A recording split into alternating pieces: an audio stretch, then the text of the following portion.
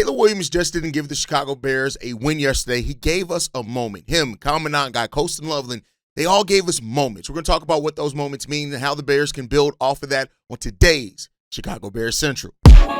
You are now tuned in to Chicago Bears Central, your number one place for all Chicago Bears news and content.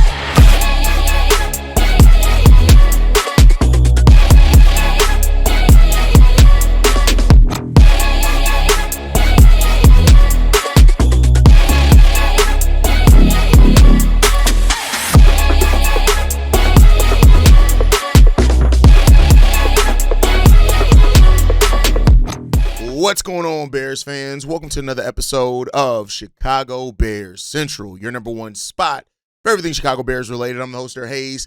And after what we just saw in Cincinnati, I tell you what, Caleb Williams may have just given us something that could define a quarterback's early and young career. We're going to break down Caleb Williams' growth, Colston Loveland's redemption, Austin Booker's breakout. We're going to break down all those things.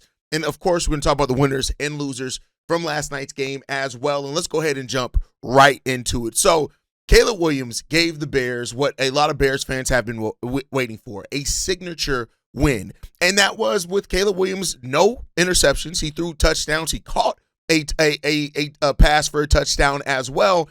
And while Caleb Williams has clearly been making improvements under Ben Johnson, something that some Bears fans still want to deny has happened, it's a win like this, a win that you can look back on and say, hey, man, this was amazing. And Caleb Williams had his moment in yesterday's game. But it wasn't just Caleb Williams. We'll talk about some of the other factors in that game. I want to make that clear. It was not just Caleb Williams by any stretch of the imagination, but Caleb had himself a absolute game last night. 280 yards, 3 touchdowns. He was only sacked once, a QB rating of 114. It was really good to see that. And even the Bajan Baddies, you got to see your one play for Tyson Bajan as well. But what Caleb Williams did yesterday, 280 yards passing. He also had 53 yards on the ground and another 22 yards receiving. Caleb Williams was all over the field yesterday, and it was a combination of seeing what he could do and how Ben Johnson can get more creative. Now, I won't deny it. There are some times where Ben Johnson, to quote my boy Darius, got a little bit too cute out there with some of the things.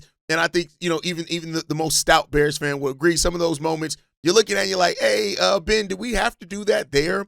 But for Caleb Williams to have 355 total yards from the line of scrimmage yesterday and just be all over the field, that was a signature win. And then it was all capped off on a game-winning drive that the Chicago Bears got done there with less than a minute left on it. Listen, Caleb Williams has put together over his career here with the Bears some really good fourth-quarter drives. Now, those drives have not always ended in wins for the Chicago Bears because of things that have been going on. But when you look at that 58-yard touchdown pass to Colston Loveland to put the Bears up 47-42, that was just such a memorable game for Caleb Williams, and you got to love to see that. Now, it came with its own blunders, right? It seemed like we had the game locked in after Tremaine Edmonds' interception that turned into a pick six. That got called back, right? Then the Bengals put up 14 points in less than a minute themselves, right? But for those that needed that moment from Caleb Williams to signify, hey, this is our guy, this was about as close as we gotten to it so far. Right now, we got a lot of games left, right? The Bears are now 5-3 on the season with 9 games left on that season. But Caleb Williams has shown growth over the course of this year, and that's something that I've always maintained. I get it that some people have less of a patience for Caleb Williams, and they want to see Caleb Williams get it all right now and get it all in blood, right? But 8 games in, Caleb Williams sits at almost 2,000 yards passing, 12 touchdowns, 4 interceptions that he has as well. Caleb Williams right now is balling, man. And you just have to give Caleb Williams continued credit for how he's been able to perform in this one. Yeah, we had 2 games in a row of no touchdown passes, which is concerning, and Caleb Williams is going to have to get more consistent in that, and the Bears as a whole have that they need to learn from. But there are a lot of things and opportunities in this game that hopefully the Bears are going to take away, and the coaching staff is going to take away as well. We'll get into that more when we talk about the winners and losers from this game, or the players that stood out and things, whatever way you want to call it, in this game. We'll get a little bit more into that. But, Caleb Williams had a moment. But the player that was on the other side of that game-winning touchdown pass was Colston Loveland. And Colston Loveland, after the game, he said this. So I'm thinking I got a pretty good chance at getting this ball. Caleb delivered it right on the money. I spun around and thought, man, am I still up? All glory to God for that one. Really. Colston Loveland had himself 11 catches, 116 yards, when it came down to that. That's what he had coming into the game. I want to be clear. That's what he had coming into the game. But then yesterday, he finished with 6 receptions for 118 yards and 2 touchdowns. He over doubled his production on the season in just one game. And I think overall, the thing that you can take from this game is, again, the thing that I've been saying, trust your rookies. Trust your rookies. And we did it. Kyle Monangai and Colston Loveland both had themselves absolute games yesterday. And we'll talk about that more when we talk about the individual performances in this game. I'm not going to forget about that. But Colston Loveland, had to be a cathartic moment for him. To start the season off not really being in the game plan probably in the way that he thought he would be after being drafted as high as he was. He came back in this game, and it's just been slow progression for him. He had the most targets last night, and it's just really good to see that, especially on a night when Rome Odunze got no pass catches last night. We needed somebody to step up, and that somebody was a multitude of wide receivers that all stepped up, but Colston Loveland was definitely a standout in that game, and shout out to Colston Loveland. And Caleb and Colston combined now for that signature win for the Chicago Bears. Now, the question that everybody's asking is, how do we do more of this? And that's the question that Ben Johnson and this coaching staff are going to have to find, and we'll talk about that as it develops. But they were the only players that made a huge impact.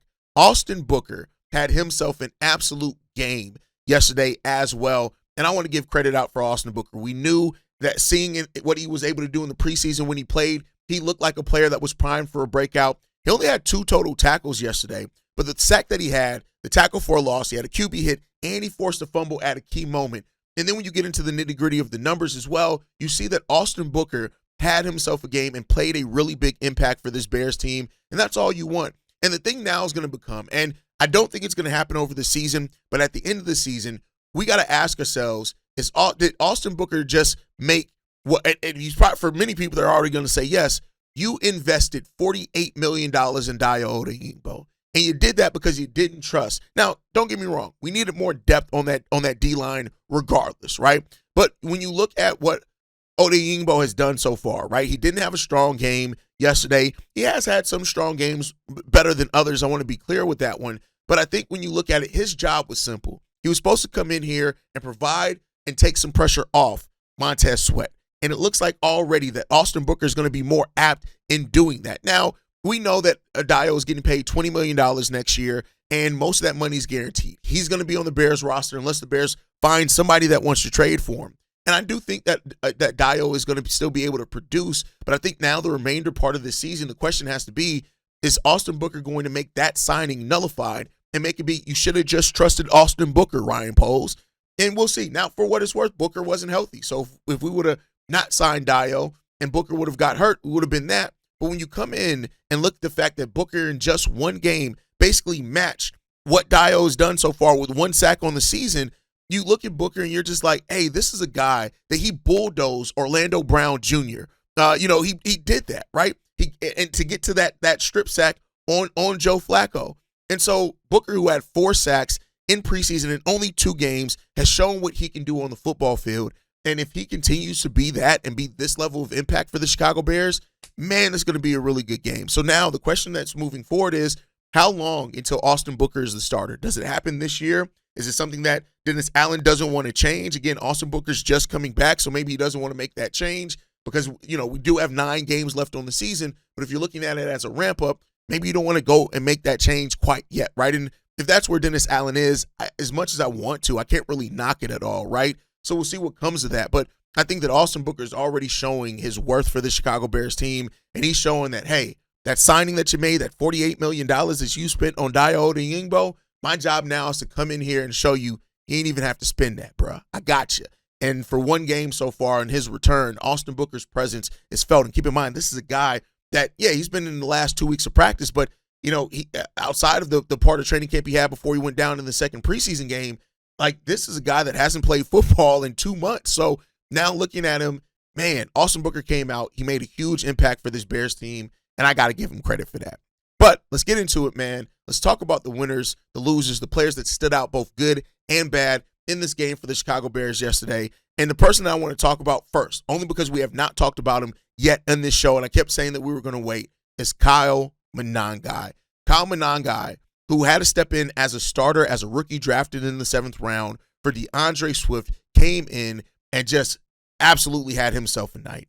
He led the rushing attack. The Bears had 283 yards total in rushing. He led us with 26 carries, 176 yards, averaging 6.8 yards per carry as well. He also added 3 catches for 22 yards. He had almost 200 yards from the line of scrimmage yesterday as a running back. Kyle Monangai showed why it's difficult to take him down and why he, regardless of whatever, if you feel like you need to find a running back one in every down back, Kyle Monangai can be a weapon for the Chicago Bears team. And I hope that is something that is waking up Declan Doyle and Ben Johnson to exactly what Kyle Monangai can bring to this team, because it's a factor that we need on this team, and it looks like he's going to be able to do it and do it consistently as well. And then the other rookie, Colston Loveland. I know I talked about him already. 118 yards, 6 receptions, 2 touchdowns, the first 2 of his NFL career, and the fact that he was on that game-sealing touchdown pass on the other side of that from Caleb Williams. How can we not put him down as one of the standouts positively for the Chicago Bears in yesterday's game? He had himself a night, and it's really good to see, after I have been saying for so long, trust your rookies. We had 2 rookies that made a huge impact for the Chicago Bears in last night's game. Love to see that one for this team. But we also got to give a love to one of the veterans, and that's Montez Sweat. Montez Sweat is slowly but surely starting to really find his stride with the Chicago Bears team this year. I know the sack number is not exactly what Bears fans wanted it to be and what he kind of set when he first came over here. But the fact, 2 tackles, 1 tackle for a loss, 1 sack, 2 pass breakups. The thing that I've been saying for Montez Sweat is, if you're not going to get the sacks, I need to feel your presence out there. I need to walk away from the game and say that Montez Sweat made an impact on this game, and this is how he did it. And for now, a few weeks in a row, probably the last 3 weeks, Montez Sweat has done exactly that. He has made his presence felt in these games. And in a game where the pass rush wasn't necessarily the best either, Montez Sweat really made an impact in this game. And that's really all you can ask for from a veteran. Yeah, the contract, all those type of things. But Montez came out here and he made an impact and he made his presence felt. And that's exactly what I wanted to see from him.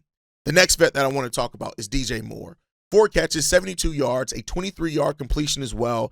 He had a 17-yard touchdown run as well in the fourth quarter. And so, listen, DJ Moore continues to just be a weapon for the Bears. And as we use him more as a positionless player, I see the vision even more for what Ben Johnson may want out of DJ Moore. And so I'm not mad at it. I know that we've had phone calls from other people as far as stop using DJ Moore as a runner, stop getting cute, all those type of things. But one thing I can never knock Ben Johnson for is trying to find a way to put the ball in the hands of your playmakers. And that's what he's doing in cases like that.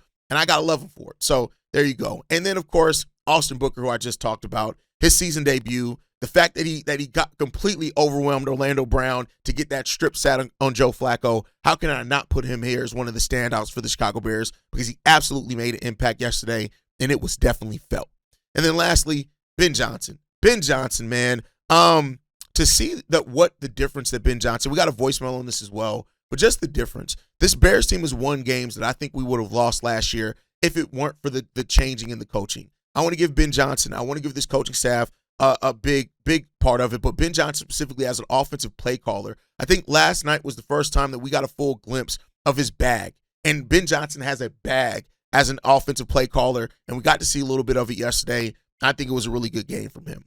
Now, as far as the not-so-positive takeaways from yesterday's game, the passing defense was trash yesterday.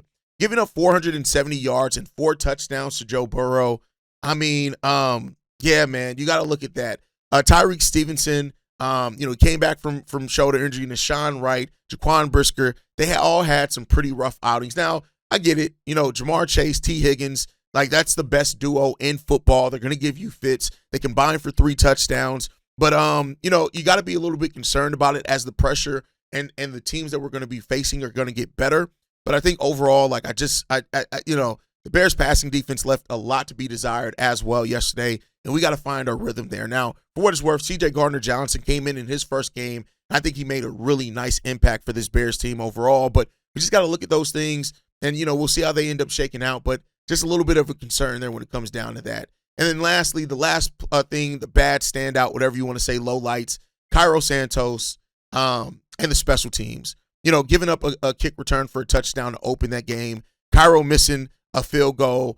Overall, it was not a good night for the special teams. We gave up over 300 yards in returns yesterday as a special teams unit. That's just a bad night, no matter what way you slice it. that's a bad night. The Chicago Bears special teams had a rough night yesterday, and we need to get it together. And Richard Hightower, you're on job watch for the rest of the season, my boy. And that's my takeaways from that game. But with that said, my takeaways only matter so much. I want to turn the show over to you guys. We got 3 voicemails we're going to get into today. This one's from Big Von. CBC, Chicago Bears Central, what's the word? Hey, it's been a long time. It's your boy Big Von from the low end, man. And I'm calling in to check in with y'all guys. I remember, during OTAs and training camp, I had said I wasn't going to be calling in like that. I was going to wait and let Ben Johnson them cook and let the gang cook. Hey, gang. Hey, we boiling. That water boiling, you hear me? We in the oven. We cooking. Hey, shout out to Ben Johnson. I want to give him credit first because I know a lot of the times we like to give the players the credit, and rightfully so. But I want to say this. I've been preaching from day one, or let me just say this. I've been saying since day one that, a lot of our problems was coaching, mismanagement. And when we would get ourselves in situations in the past, it seems like we were always finding a way to lose the game. Like, it seems like it was just inevitable. Every single week. As Chicago Bears fan, we have our pride, and we know what we can do, and we know what we made of, and we know what type of grit was built on, what this city was built on, and what our fan base and our culture really stand for. And unfortunately, it took us to get 2 TDs put on our head in 15 seconds for us to wake up. But nevertheless, man, we got it done. Ben Johnson, man, I'm gonna continue to say it. You got to give it to him. A lot of people didn't like when he went for Colston Loveland at that number 10 pick. Let's talk about it. A lot of you guys was upset. That man know what the hell he doing, man. I'm going to say that. He know what he doing. Today, our rookie showed up big. The running back, Calvin Nutt, got 106 yards. Come on, man. Come on, dog. Colston Loveland, 118 yards off 6 catches, 2 tutties. Ben Johnson was banging on the table for that boy, and he got his pick. They let him cook in Detroit.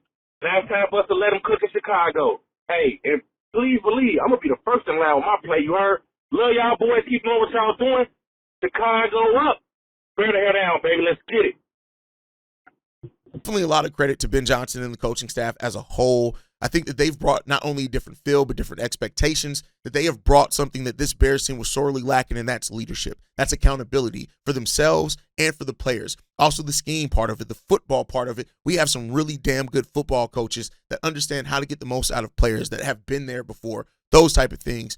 And that type of experience you just can't deny. And so as the Bears continue to do that, have those strengths in those moments, I got to give the Bears credit for it, man. We're finding our way. We're getting through it, and now we just got to continue with it, man. And hopefully this Bears team is able to do that. So different feel, different expectations, but you're right. A lot of credit goes to the Chicago Bears coaching staff because they're doing their jobs, and they're doing it damn well on top of that. All right, let's get into this next one, man. This one's from Haize. Hey, what's going on, fellas? It's your boy Haize. That's me. I know Haize always get on me when I do call for my name, but that's me, man. Instead of a steady moving entertainment, man. That's my baby. I'm trying to grow with the podcast and everything, man. But I just want to keep it short and sweet today, man. If anybody that's outside of being a Bears fan want to know what we go through on a week-to-week basis, they need to go back and watch our watch party to see the roller coaster, the emotions, the ups and downs. Like, bro, I didn't watch the game. I got off at 7:30, man. But first thing I say, man, let me click on my boys to look at their reactions throughout this game, man. And just to look at the emotions and the roller coasters, man, of what we as Bears fans go through, like, bro, they have no idea, man. I say, man, I'm tired of having to stress test every Sunday, man. For sure. But, man, you know what I mean? One thing else I'm going to say, too, man, is at the end of the day, you know, I know he get a lot of slack, but, man, Caleb did what he was supposed to do. And honestly, man, it's a lot of game-winning drives, man. We wouldn't have won with Justin Fields. We wouldn't have won with Mr. Trubisky. Like, come on, man. All the haters, man, leave that man alone. He's growing, bro. We got our quarterback. It is what it is, man. Shout out to my young guy, Loveland, man. Hey, let them rookie step up, bro. That's just what it is, man. But I want to keep it short and sweet, man. And just tell anybody out there, man, if you want to know what the Bears go through on a week-to-week basis in season, they need to go back and watch y'all watch party against the Bengals, bro. For real, man. But hey, man, Chicago up, bear down, man. Love y'all boys. Y'all is the number one spot. Y'all my go-to for sure that. One.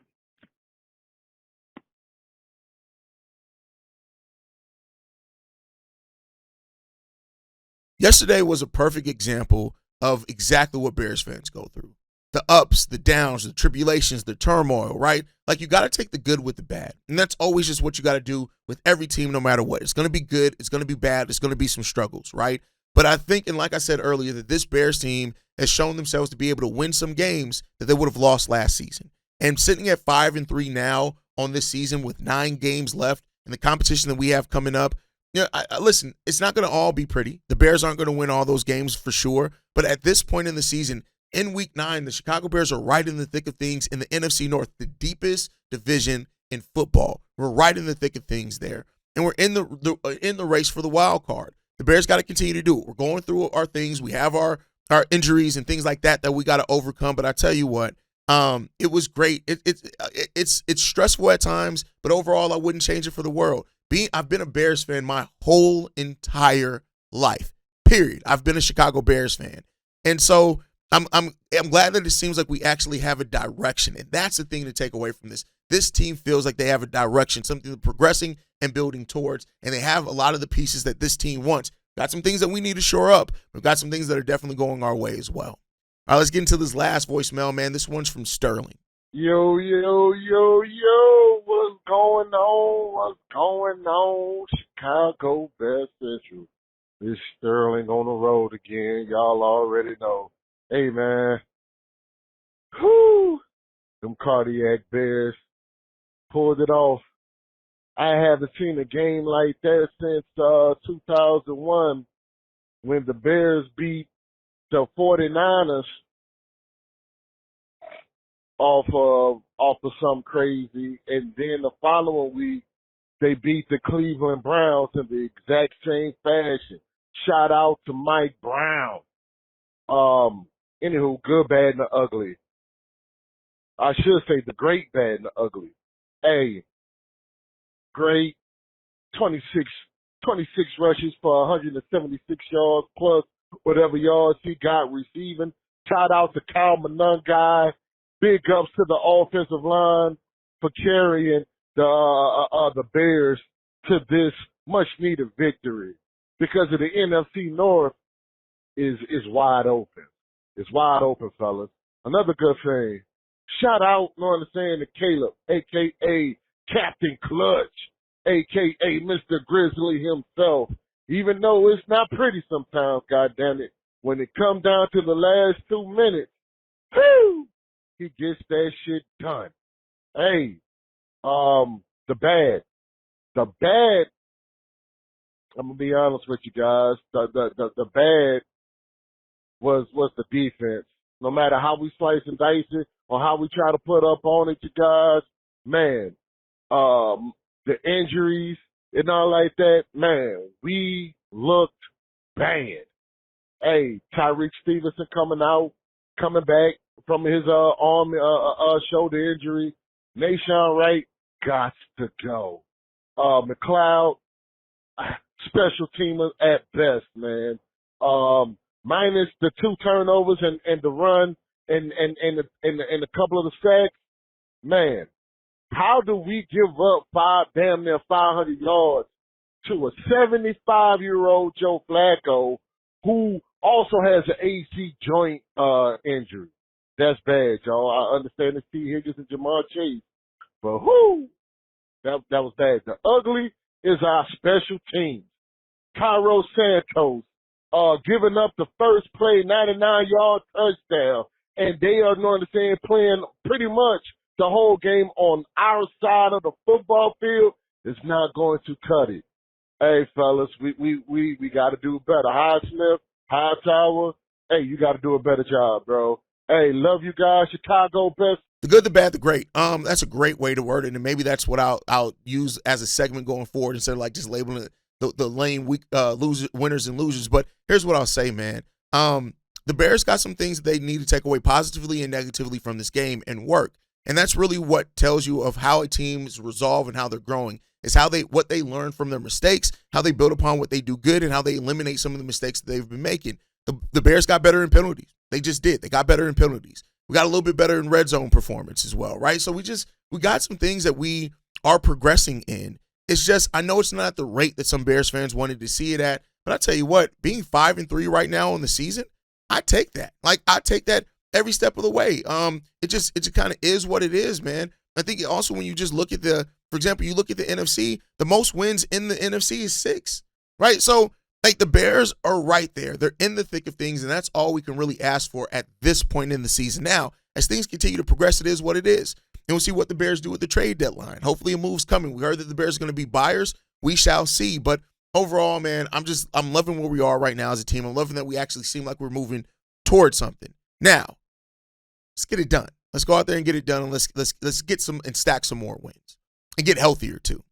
But for what it's worth, that is my time for today, guys. Man, I appreciate you guys so much. It's been a wild ride so far this season. Caleb Williams had his first signature win, which is really good. Colston Loveland had his redemption after a slow start to the season. Austin Booker's emergence is giving us a lot to think about so far this season. But the question now becomes, can they carry this energy into next week and start stacking wins? That's the question, and we'll see. As always, you guys can follow us at Shy Bears Central on every social media platform. If you want to leave us any feedback, questions, comments, concerns, ChicagoBearsCentral@gmail.com. And then lastly, if you want to leave a text message and or voicemail for the mailbag, the number to do so, 773-242-9336. And like I like to end every episode on, Chi-Town up, but Bear down. Love you guys. Peace, y'all. This has been a presentation of the Break Media.